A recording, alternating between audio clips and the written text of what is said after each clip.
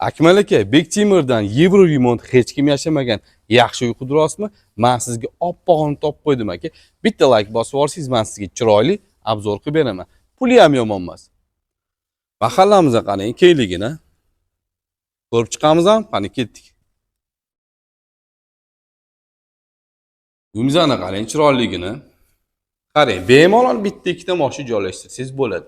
Tepasi chiroyli naves qilingan. Ziloniy zona, sanuzil, oshxonaning tagi podval qilingan, uyimizning isitish tizimi podvalga o'rnatilgan. Yer maydoni 2 sotik, 4 ta xona, oshxona, podval. Yashash maydoni 110 kvadrat metr. Nech pul deb o'ylaysiz shu uyimizning narxini? 103 ming dollar, lekin sizlarga kelishtirib beriladi. Ishlarni ko'ramiz ham, like bosib yuboring, qani ketdik. Uyga kirishingiz bilan yorqin rangda abo ishlatilgan ekan, sifatli eshiklar qo'yilgan va hamma xonada lyustra bor.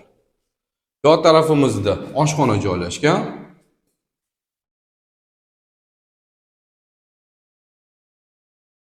Mehmonxonamiz. Hamma xonamizda cho'p-pul va plus radiatori bor ekan.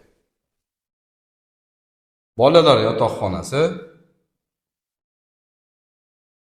Kattalar yotoqxonasi. Kichkina bo'lsa ham orqa hovlisi bor ekan. Umumiy sanuzil va oxirgi xonamiz kattalar yotoqxonasi o'zini sanuzili bilan.